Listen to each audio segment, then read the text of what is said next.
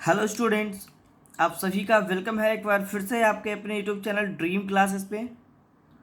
तो आज की क्लास में हम लोग पढ़ेंगे प्रश्नावली 3.2 को। ठीक है, 3.1 तक हम लोगों ने क्लियर कर रखा था और आज के इस क्लास में हम लोग पढ़ेंगे 3.2 के इस पार्ट को। ठीक है, तो जो भी बच्चे चैनल पे न्यू है सब्सक्राइब बटन दबा दीजिएगा जी। और ये काफ़ी इंटरेस्टिंग टॉपिक होने वाला है, एकदम टॉपिक को क्लियर करके हम लोग पूरे सब्जेक्ट को यहाँ पर आगे बढ़ाएंगे। ठीक है, तो चलिए स्टार्ट करते हैं आज के इस क्लास को। सभी बच्चे हमसे जुड़ जाइए जल्दी से और इस क्लास को कोई भी मिस ना करे और कोई भी वीडियो को स्किप ना करे और लास्ट तक बने रहिएगा। काफ़ी इंटरेस्टिंग टॉपिक होने वाला है। ठीक है, चलिए तो हम लोग स्टार्ट करते हैं। आज हम लोग इसके देखिए सबसे पहले टॉपिक पे बात करेंगे जो हमारा कह रहा है इसमें कि निम्न संख्याओं के रैखिक समीकरण युग्म बनाइए एवं उन्हें ग्राफीय विधि से हल कीजिए। ठीक है, देखिएगा आप लोग 3.2 का बुक जब निकालिएगा तो 1 नंबर क्वेश्चन आपको मिलेगा ये वाला। कह रहा देखिए 1 नंबर प्रश्न की कक्षा 10, ये 10 का सैम्पल है। कक्षा 10 के 10 विद्यार्थियों ने गणित की पहेली प्रतियोगिता में भाग लिया। फिर कह रहा यदि लड़कियों की संख्या लड़कों की संख्या से 4 अधिक हो तो प्रतियोगिता में भाग लेने वाले लड़कों और लड़कियों की संख्या ज्ञात कीजिए। अब देखिए हमारा कॉन्सेप्ट जब क्लियर होगा तो हम लोग कहीं पर भी इस क्वेश्चन में फंसेंगे नहीं। सबसे पहले हम लोग क्या जान रहे देखिए कि 10 विद्यार्थी पूरी कक्षा में, कक्षा 10 के पहेली में भाग लेने वाले विद्यार्थियों की संख्या कितनी है? 10 है। इसी 10 में लड़का भी है और लड़की भी है, लेकिन हमें ये मालूम नहीं है कि इस 10 में जो है कितना लड़का है और कितनी लड़कियां हैं। तो हम लोग इसको जब बनाएंगे यहाँ पर देखिए, इसके हल को हम स्टार्ट करते हैं। जब हम बनाएंगे सबसे पहले लिखेंगे कि माना कि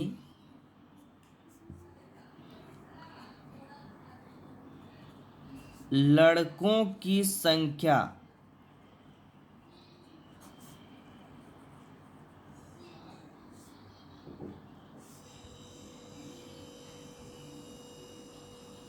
चलिए वर्ष नहीं मानेंगे जी, एक्स मानेंगे। ठीक है, और उसी तरह से लड़कियों की संख्या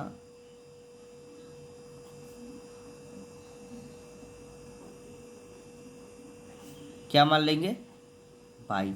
अब समझिएगा सभी बच्चे, देखिए हमसे ये कहा गया कि कक्षा 10 के 10 विद्यार्थियों ने पहली प्रतियोगिता में भाग लिया, लेकिन ये नहीं पता है, इसी में कह रहा है कि लड़का और लड़की दोनों था। विद्यार्थियों में क्या आ गया?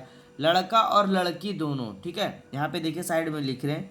अगर हमसे विद्यार्थी का बात करें, विद्यार्थी मतलब छात्र एवं छात्राएं दोनों। ठीक है, छात्र प्लस छात्राएं, ये दिमाग में रखिएगा सभी बच्चे। ठीक है, इसमें दोनों आ रहे हैं। तो हमसे कहा क्वेश्चन बोला कि 10 विद्यार्थियों ने गणित पहली प्रतियोगिता में भाग लिया और लड़कियों की संख्या लड़कों की संख्या से 4 अधिक है। तो चलिए ये कंडीशन तो बाद में बनेगा, हमें सबसे पहले मालूम क्या है कि टोटल विद्यार्थियों की संख्या कितनी है? 10 है। और इसी 10 में छात्र और छात्राएं मतलब कि लड़का, यहाँ पे लिख रहे लड़का और लड़की दोनों है जी, है ना। तो सबसे पहले हम लोग यहाँ पर लिखेंगे प्रश्न से एक हमारा टॉपिक बनेगा। और देखिए हम लोगों ने 2 टॉपिक क्यों माना, एक्स और वाई क्यों माना? क्योंकि हमारे चैप्टर का ही नाम है 2 चर वाले रैखिक समीकरण। तो 2 चर यहाँ पर होना आवश्यक है, एक चर एक्स हो गया, एक चर वाई हो गया। क्लियर है? तो अब हम लोग प्रश्न से लिखेंगे, देखिए लड़कों की संख्या कितनी है? एक्स। लड़कियों की संख्या कितनी है? वाई। और टोटल विद्यार्थियों की संख्या कितनी है जी? क्वेश्चन में कह रहा है 10, यानी अगर लड़के, ये देखिए ये लड़कों की संख्या प्लस लड़कियों की संख्या टोटल जोड़ दे तो हमारा 10 आएगा। प्रश्न के हिसाब से कह रहा है ना कि किसी इस कक्षा में कितने विद्यार्थी हैं? 10, यानी लड़कों की संख्या और लड़कियों की संख्या मिलाकर कितनी है? 10। समीकरण एक हमारा बन गया, कोई दिक्कत नहीं ना।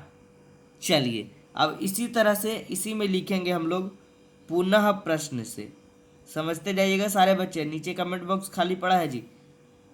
क्वेश्चन के बाद कमेंट बॉक्स में लिखना ना भूले और वीडियो अच्छा लगे तो लाइक व शेयर जरूर कर दीजिए और सभी अपने ये दोस्तों को बता दीजिए हमारे चैनल ड्रीम क्लासेस 9 10th के बारे में।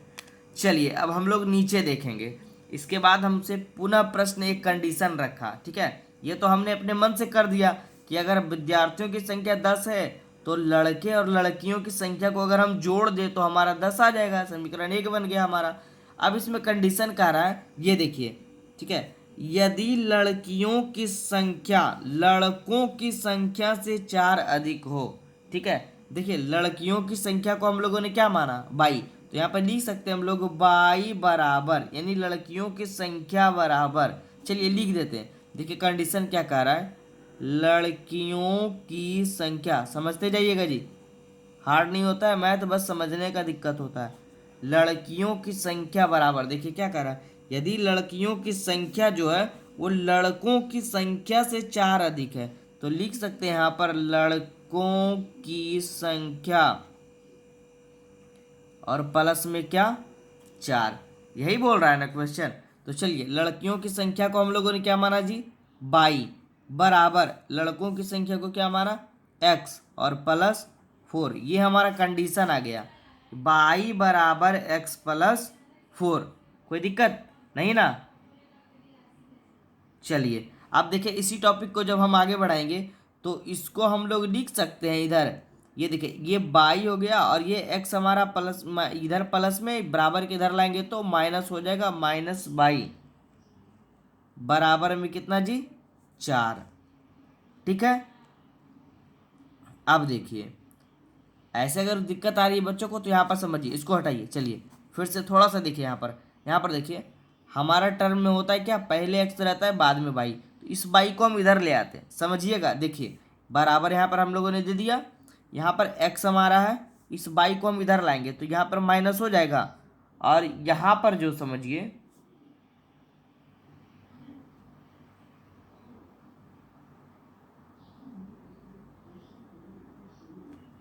चलिए ये हम लोगों ने क्या कर दिया, x माइनस बाई और ये 4 इधर जाएगा तो बराबर -4, कोई दिक्कत।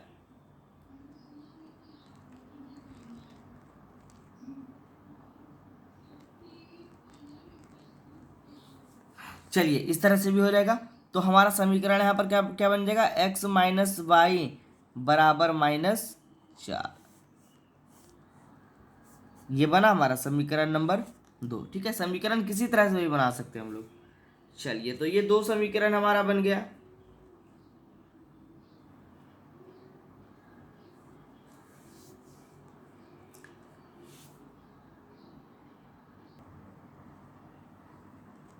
चलिए तो हमारा ये 2 समीकरण बनकर तैयार हो गया। अब हमें करना ये है, ठीक है, समझिएगा सारे बच्चे। अब हमें इस क्वेश्चन को देखिए थोड़ा सा ऊपर ले आते हैं। क्वेश्चन हमसे कह रहा है,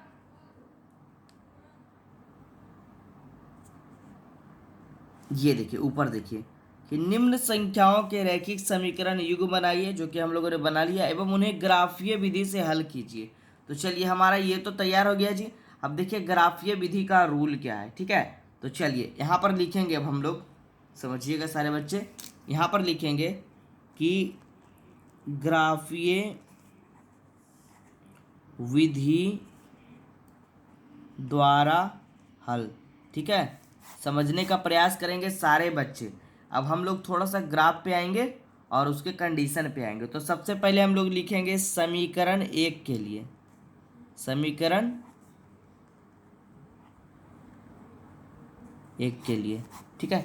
समीकरण 1 हमारा क्या बना जी, देखिए ऊपर आइए, समीकरण 1 हमारा बन गया था x प्लस वाई बराबर 10, तो उसको हम लोग यहाँ पर लिखेंगे, ठीक है। चलिए यहाँ पर लिख देते हैं, एक हमारा क्या था, x plus Y equal to 10, कोई दिक्कत नहीं ना। चलिए और इसके लिए हम लोग एक बॉक्स बनाएंगे, क्योंकि ग्राफ विधि में बॉक्स बनाना बहुत ही आवश्यक होता है। अब समझिएगा सारे बच्चे इस ग्राफ के रूल को, फिर तो हम ग्राफ वाला टर्म आएंगे लेकर के आगे तो उसमें हम क्लियर कर ही देंगे। इसमें हमें करना क्या है, एक में x लिखना है, एक में बाई लिखना है, ठीक है, और इस समीकरण में x बाई के मान को पुट करते जाना है।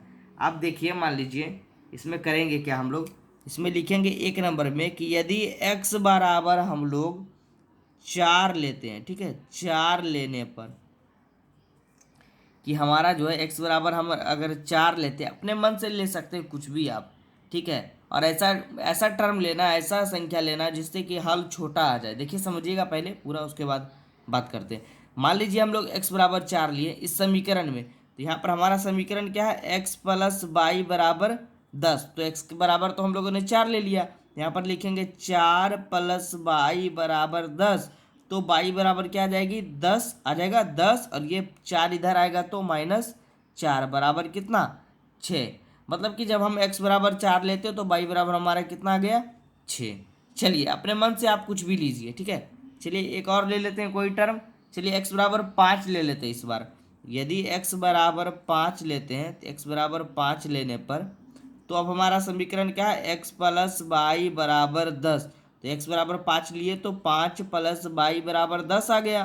तो y बराबर हमारा क्या आ जाएगा, 10 और ये 5 प्लस इधर आएगा तो माइनस में आ जाएगा, बराबर 5। यानी कि y बराबर क्या आ गया अब, 5। कोई दिक्कत नहीं ना। चलिए देखिए दिख रहा होगा, क्लियर है। देखिए x प्लस वाई बराबर 10 था, x बराबर 5 लिए तो 5 प्लस वाई बराबर 10। तो y बराबर यहाँ पर है हमारा 10 और ये 5 इधर आ गया तो माइनस हो गया, बराबर 5। तो y बराबर 5, यानी कि x बराबर अगर हम लोगों ने 5 लिया तो y बराबर हमारा भी कितना आया जी, 5। कोई दिक्कत नहीं ना। चलिए अब ये बॉक्स हमारा रेडी हो गया, समीकरण 1 के लिए ये बॉक्स बना। अब हम लोग इसी तरह से समीकरण 2 के लिए भी एक बॉक्स बनाएंगे। समझते जाइएगा सारे बच्चे। यहाँ पर लिखेंगे हम लोग समीकरण 2 के लिए। समीकरण 2 को हम लोग लिखते हैं, देखिए समीकरण 2 हमारा क्या आया था, सॉरी, चलिए समीकरण 2 हमारा क्या आया था जी, चलिए थोड़ा सा कैमरा हिल रहा है। चलिए समीकरण 2 यहाँ पे आया हमारा, ये वाला देखिए, x माइनस वाई बराबर -4। इसको लिखते हैं हम लोग, ठीक है। x माइनस वाई बराबर -4, ये आया ना। यहाँ पर भी एक बॉक्स बनाएंगे हम लोग, ठीक है, वही काम करेंगे सेम इस तरह से। चलिए x वाला लिखेंगे, नीचे में y वाला लिखेंगे। अब हम लोग ले लेते हैं कुछ x बराबर, चलिए कुछ भी लीजिए अपने मन से। चलिए x बराबर 2 लेते हैं। x बराबर 2 लेने पर अगर हम लोग 2 लेते हैं तो देखिए यहाँ पर क्या हो जाएगा, 2 माइनस वाई बराबर -4 है ना। तो यहाँ पर देखिए क्या हो जाएगा, माइनस वाई बराबर -4 और ये 2 प्लस में इधर आएगा तो -2। तो माइनस वाई बराबर -6 हो जाएगा, माइनस से माइनस ये चला जाएगा तो वाई बराबर 6 आ जाएगा, ठीक है। यानी अगर x बराबर हम 2 लेते हैं तो वाई बराबर हमारा कितना आ जाएगा, 6। फिर एक टर्म लेते हैं, चलिए x बराबर 3 ले लेते हैं जी।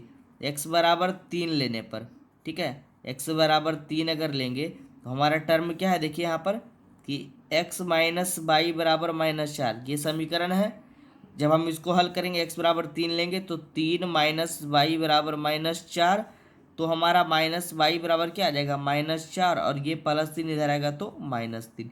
यानी माइनस वाई बराबर -7। बाई से बाई माइनस से माइनस गया ये, तो वाई बराबर क्या आ गया, 7। यदि x बराबर हम लोगों ने 3 लिया तो वाई बराबर कितना आ गया, 7। कोई दिक्कत नहीं ना। चलिए तो ये तो हमारा बॉक्स वाला काम हो गया, ठीक है। अब हम लोग ग्राफ विधि में कैसे इसको दर्शाएंगे वो आप लोग समझिएगा। ये समझिएगा, ये देखिए समीकरण 2 का ये ग्राफ बना और एक वाला ग्राफ भी हम यहाँ पर लिख देते हैं बॉक्स को, क्योंकि ये पीछे है तो थोड़ा सा देखने में आसानी होगा, उसको समझाने में आप लोगों को। एक्स बाई है और यहाँ पर ये एक वाला है बॉक्स जी, पीछे से लिख लेते हैं उसको। एक वाला बॉक्स हमारा क्या था, ये देखिए, ये था 4 5 6 5, ठीक है। क्या था, 4 5 6 5, ये समीकरण 1 वाला था, ये 2 वाला, क्लियर है। अब समझिए आप लोग, अब देखिए हम लोग ग्राफ विधि से कैसे इसको दर्शा सकते हैं, ग्राफ पे दिखाना है हमें, ठीक है। तो अगर आपके पास ग्राफ का कॉपी होगा तो और भी अच्छा होगा, नहीं तो फिर हम लोग ग्राफ का पोर्शन भी लेकर के आएंगे। अभी हम लोग नॉर्मली में समझेंगे, इस तरह से हम ग्राफ को डिनोट करेंगे, बनाएंगे एक ग्राफ, ठीक है, इस तरह से, ठीक है। चलिए, और ये हमारा होता है एक्स अक्ष नीचे वाला, ये हमारा होता है एक्स डैश अक्ष। समझिएगा सारे बच्चे। ऊपर वाला हमारा होता है बाई एच, नीचे वाला हमारा होता है, ये देखिए बाई एच लिख दिया हमने। और नीचे वाला हमारा कहलाता है बाई डैश एच। अब इस डैश का अर्थ क्या होता है ये भी हम लोग समझेंगे। समझिए पहले यहाँ पर ये होता है हमारा मूल बिंदु जिसमें कि जीरो होता है, यहाँ पर जीरो जीरो होता है एक्स वाई का मान। ठीक है, अब समझिए इधर एक्स अच का मतलब इधर सारा संख्या पॉजिटिव होता है, मतलब ये 1 हो गया, ये 2 हो गया, ये 3 हो गया, ये 4 हो गया, ये 5 हो गया, 6 और ये 7 तक मानते हैं। चलिए इधर एक्स डैश का मतलब हो गया इधर जितने भी संख्या होंगे सब ऋणात्मक होंगे, माइनस वाले होंगे। ठीक है, कोई दिक्कत? अब इधर देखिए बाई एच है तो सारा पॉजिटिव होगा, प्लस वाला होगा 2 3 4 5 6, और नीचे हमारा हो गया माइनस वाला, क्योंकि देखिए बाई डैश एच लिख दिया हमने यहाँ पर, देखिए है ना। तो यहाँ पर हो जाएगा -1 -2 -3 -4 -5 -6। ठीक है, देखिए ग्राफ की विधि को एकदम अच्छे से समझिएगा, क्योंकि एक क्वेश्चन जो आपका एग्जाम में है वो कन्फर्म रहता है ग्राफ वाला। क्या किया हमने? कुछ नहीं किया, एक इस तरह से लाइन खींचा, एक पड़ा हुआ एक खड़ा हुआ। ठीक है, इसे हम लोग क्षैतिज रेखा और उदग्र रेखा के नाम से जानते हैं। तो जब हम लोग ग्राफ की क्लास करेंगे तो वहाँ पर डिटेल से समझ लेंगे, बस अभी नॉर्मली में हमें समझना है कि इसको डिनोट कैसे किया जाता है। इधर हम लोगों ने प्लस वाले टर्म को रखा क्योंकि इसका नाम एक्स अच होता है, इधर होता है एक्स डैश अच क्योंकि इधर हम लोग ऋणात्मक वाले यानी माइनस वाले को रखते हैं, ऊपर हम लोग प्लस वाले को रखते हैं, नीचे हम लोग माइनस वाले को रखते हैं बाई एच में। ठीक है, यहाँ तक क्लियर? अब हम लोग जो हमारा टर्म था उसको हम लोग दर्शाएंगे। तो सबसे पहले वाल हम लोग 1 नंबर वाले को यहाँ पर ग्राफ पर दिखाएंगे, बॉक्स नंबर 1 यानी समीकरण 1 नंबर। इसमें कह रहा है कि यदि x बराबर 4 तो y बराबर कितना जी? 6। समझिएगा, देखिए यदि x बराबर इस x में बराबर 4 हो, 4 का मतलब क्या? इधर अगर -4 रहता तो इधर लेते। ठीक है, यहाँ पर हम लोग पहले रहे आएंगे स्टार्टिंग में। ठीक है, बीच से स्टार्ट करेंगे, और हमसे कहा x बराबर 4, कहा देखिए यहाँ पर x बराबर 4। देखिए बॉक्स को यहाँ पर बना देते, ज़्यादा क्लियर होगा आप लोगों का।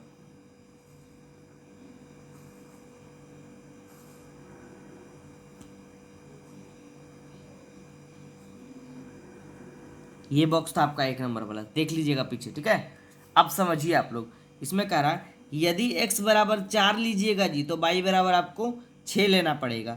तो यहाँ पर हम लोग हैं स्टार्टिंग में, x बराबर हमसे 4 बोला, अगर -4 बोलता तो इधर लेते। ठीक है, +4 बोला तो हम लोग यहाँ लिए। तो कह रहा है यदि x बराबर 4 लिए तो y बराबर कितना लीजिए? 6 लीजिए। अब समझिएगा यहीं पर बच्चे कन्फ्यूज करते हैं, y बराबर 6 हमें लेना है तो 6 क्या लेना है? वो भी प्लस में लेना है। तो प्लस में लेना है तो ऊपर जाएंगे, अगर कहता माइनस तो हम लोग नीचे जाते। तो यहाँ से हम लोग 6 यूनिट ऊपर चले जाएंगे। एक एक के सामने देखिए 1 हो गया, ये 2 हो गया, ये 3 हो गया, ये 4 हो गया, ये 5 हो गया, 6, यानी इसके सामने जाएंगे, इसके सामने और इसके सामने। मतलब यहाँ पर हम लोग इस तरह से बिंदु को बनाएंगे और यहाँ पर नाम दे देंगे। एक्स बराबर हमने क्या लिया था जी? 4, और वाई बराबर क्या लिया था? 6। समझ गए आप लोग? कोई दिक्कत? चलिए अब दूसरा टर्म समझिए इसी में। फिर हम लोग इसमें बोला कि यदि आप x बराबर 5 लीजिएगा तो y बराबर भी आपको 5 लेना पड़ेगा समीकरण के अनुसार। तो चलिए यहाँ से स्टार्ट करेंगे, x बराबर 5 तो y बराबर भी 5 यानी इसके सामने। तो यहाँ पर और इसके सामने में टर्म कहाँ आ जाएगा जी? यहाँ आ जाएगा। ठीक है, और इसको क्या नाम दे देंगे? 5 और 5, क्योंकि x y दोनों 5 है। इतना करने के बाद सभी बच्चे को समझ में आ गया होगा।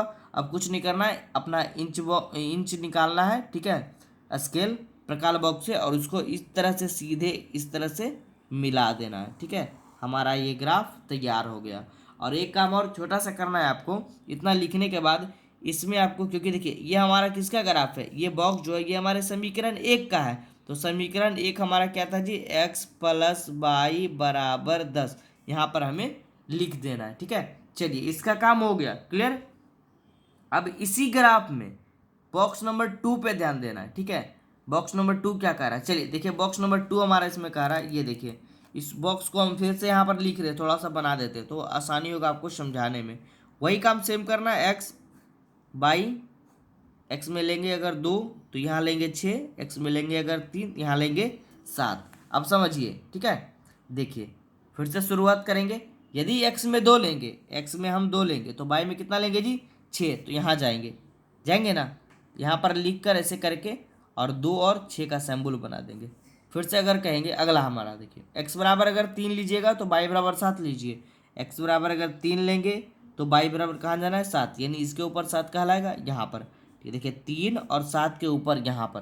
क्लियर है, चलिए यहाँ पर होगा जी, इस तरह से कर देंगे और इसको लिख देंगे 3 और 7 बन गया। और इस तरह से ये स्केल से हम लोग इसको सीधा इस तरह से मिला देंगे, ये पे कट कर गया।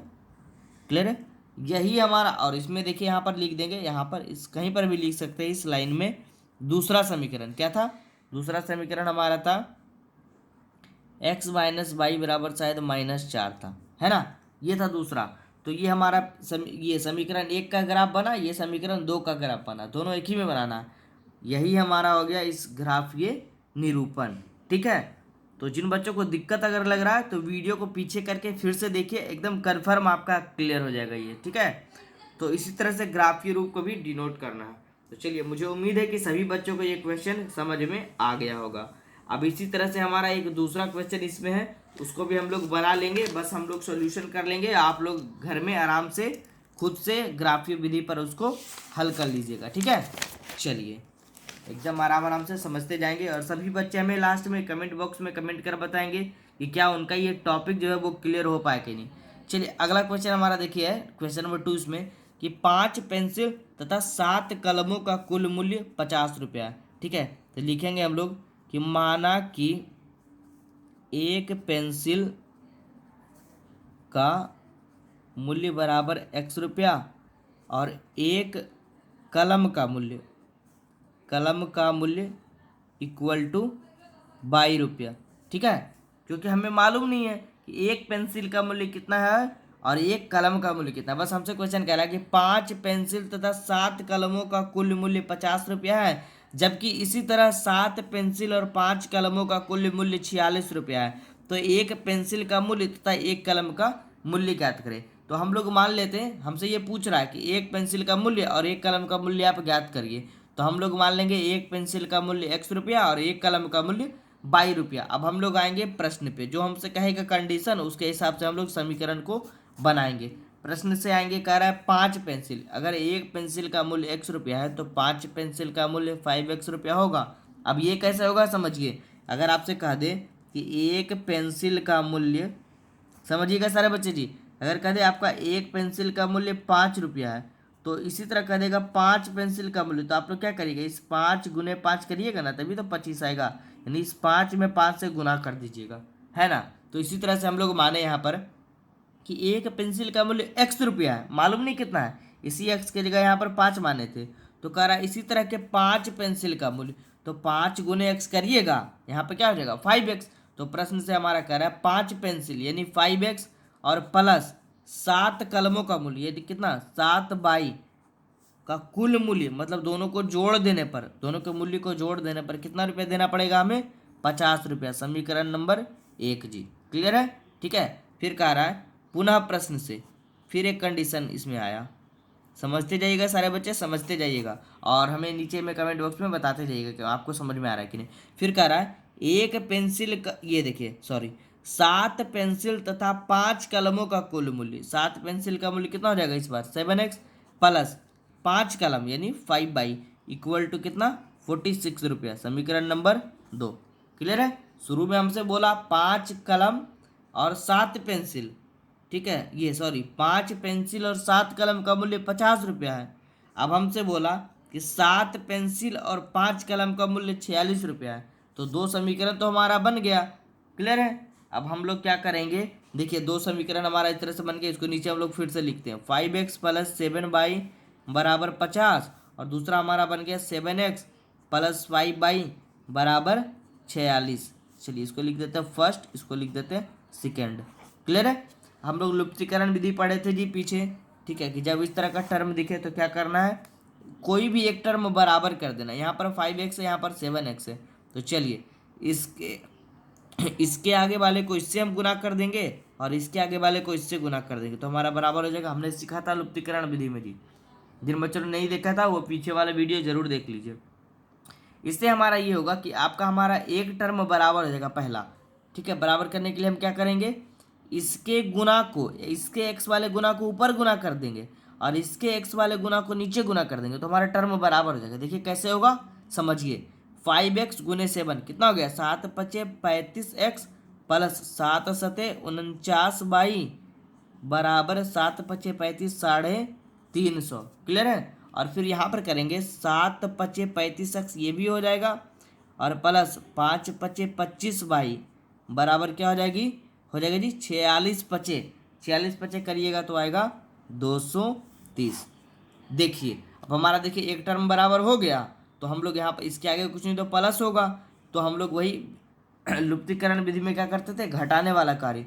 ये प्लस है तो माइनस, ये प्लस है तो माइनस, और यहाँ भी प्लस है तो माइनस। क्लियर है। ये टर्म तो आपस में चला जाएगा। अब यहाँ पर 49 में 25 जाएगा क्योंकि घटेगा, ये प्लस था माइनस हो गया, तो हमारा कितना आ जाएगा 24। क्लियर है। 24 बराबर ये 350 में 230 घटेगा क्योंकि ये प्लस था अब माइनस हो गया, तो हमारे यहाँ पर कितना हो जाएगा 120। क्लियर है। तो 24 बराबर हमारा क्या आ गया जी 120, तो बाई बराबर 120 बटा, समझिएगा आप, ये 24 बराबर 120, तो बाई बराबर 120 बटा 24, और 24 बचे 120, तो बाई इक्वल टू कितना आ गया हमारा 5। और इस बाई को हमने क्या माना था जी, यहाँ पर देखिए ऊपर आइए, हमने माना था एक कलम का मूल्य 22 रुपया, तो बाई बराबर आ गया जी 5 रुपया, यानी एक कलम का मूल्य हमारा आ गया। ठीक है, एक कलम का मूल्य हमारा आ गया कितना जी 5 रुपया, यानी कि 22 रुपया। एक आंसर हमारा आ गया। ठीक है। अब हम लोग दूसरा टर्म पढ़ेंगे, इसी में हमें जानना है इस बाई का मान जो है वो किसी भी समीकरण में आप रख दीजिए। चलिए बाई का मान समीकरण 1 में ही रख दीजिए, समीकरण 1 में रखने पर तो हमारे x का मान आ जाएगा। समीकरण 1 हमारा क्या है 35x प्लस 49y। चलिए उतना लंबा नहीं जाएंगे, छोटा वाले में भी रख सकते हैं। ठीक है, क्योंकि इसी छोटे वाले को हमने बड़ा किया था ना। ठीक है, तो बात तो दोनों एक ही है, दोनों एक ही चीज़ है। छोटे वाले में रखते हैं, कैलकुलेशन आपका आसान रहेगा। हमारा पहला टर्म क्या था 5x प्लस 7y बराबर 50। समीकरण 1 जो हमारा आया था जी, ये देखिए 5x प्लस 7y बराबर 50 आया था ना, इसी में हम लोग रख देंगे बाई का मान। तो चलिए हमारा बाई का मान रखने पर क्या आएगा 5x प्लस 7 और बाई का मान 5 बराबर 50। तो 5x बराबर प्लस यहाँ पर क्या आ जाएगा 7×5 = 35 बराबर 50, तो 5x बराबर आ जाएगा ये 50 और ये 35 इधर घटेगा। ठीक है, तो 5x बराबर हमारा आ जाएगा, ये देखिए थोड़ा सा ऊपर करते हैं, चलिए बच्चों को समझ में आ जाए। 5x बराबर ये देखिए 35 इधर घटा, फिर हमारा 5x बराबर आ गया 35 में से 50 में से 35 गए 15, तो x बराबर क्या आ जाएगा जी 15 और बटे 5 कटेगा हमारा कितना आ जाएगा 3 रुपया। क्लियर है, कोई दिक्कत नहीं ना। यानी कि x हमने किसको माना था जी, x बराबर हमारा 3 आया, समझिए x बराबर 3 आया। x हमने माना था यहाँ पर देखिए, x माना था हमने एक पेंसिल का मूल्य x रुपया। ठीक है, तो ये आ गया हमारा एक पेंसिल का मूल्य, एक पेंसिल का मूल्य। अब देखिए हम लोग थोड़ा इस पर थोड़ा सा और डिस्कशन कर लेते हैं तो हमारा ये टॉपिक एकदम ही क्लियर हो जाएगा। अभी हमारा यहाँ पर देखिए एक कलम का मूल्य यानी बाई बराबर हमारा आ गया 5। ठीक है, बाई बराबर क्या आ गया जी 5 रुपया, यानी एक कलम का मूल्य हमारा आ गया 5 रुपया, समझिए, और एक पेंसिल का मूल्य आ गया 3 रुपया। ठीक है, अब हमारा क्वेश्चन देखिए संतुष्ट यहाँ पर करेगा। इसी तरह से हमारा क्या है देखिए 5 पेंसिल 7 कलम का कुल मूल्य 50 रुपया। देखिए यहाँ पर लिख रहे हैं, ठीक है, कह रहा है यहाँ पर 5 पेंसिल, क्वेश्चन जो कह रहा है हमसे 5 पेंसिल प्लस 7 कलम बराबर 50 रुपया, ये हमसे क्वेश्चन बोला है ना, बोला ना। और अभी हम लोगों ने निकाला, यहाँ पर देखिए अभी हम लोगों ने पढ़ा एक पेंसिल का मूल्य हमने निकाला 3 रुपया। ठीक है, एक पेंसिल का मूल्य कितना निकाले जी 3 रुपया, तो 5 पेंसिल का मूल्य कितना 15 रुपया, प्लस एक कलम का मूल्य हमने निकाला अभी 5 रुपया, तो 7 कलम का मूल्य कितना 35 रुपया, और कुल कह रहा है इसमें 50 रुपया। हमारा भी देखिए 35×15 कितना आ गया 50 आ गया, और ये टॉपिक भी हमसे क्या कर रहा है 50 रुपया, यानी left hand side equal to right hand side, यानी हमारा जो क्वेश्चन बना हुआ है वो बिल्कुल ही सही है। ठीक है, तो इस तरह से आप अपने क्वेश्चन को चेक भी कर सकते हैं। तो चलिए रहने देते हैं, ज़्यादा वीडियो लंबा हो जाएगा। आधे घंटे का ये वीडियो हो चुका है। आप सभी बच्चे, मुझे उम्मीद है कि ये टॉपिक समझ गए होंगे। ठीक है, तो चलिए इसी तरह हमारे चैनल पे बने रहिए और सॉल्यूशन को करते रहिए। आपका एक भी कन्फ्यूजन नहीं रहेगा, खास करके गणित में। ठीक है, और आप जरूर बोर्ड एग्जाम में अच्छे मार्क्स लेकर के आओगे। तो चलिए हमारे चैनल को बस सपोर्ट करिए, आप लोगों का सपोर्ट ही बहुत ही ज़्यादा मायने रखता है। ठीक है, और हमारे चैनल पे बोर्ड एग्जाम की तैयारी जो है वो जम के करवाई जा रही है, और आपने हमें अगर अभी नहीं सपोर्ट किया तो कभी नहीं कर पाओगे। ठीक है, तो ड्रीम क्लासेस पे बने रहिए और हमारे वीडियोस को फॉलो करिए और ज़्यादा से ज़्यादा बच्चों को बताइए हमारे चैनल के बारे में, और आप लोग अपना सपोर्ट बनाए रखिए। ठीक है, तो चलिए नीचे कमेंट बॉक्स खाली पड़ा है जी, जिन बच्चों को समझ में नहीं आया वो जरूर कमेंट बॉक्स में लिखिए, और जिनको समझ में आया वो तो समझदार है ही, उनको तो लिखना है ही कि उनको ये वीडियो कैसा लगा। ठीक है, तो चलिए रहने देते हैं, आज के इस क्लास में इतना ही।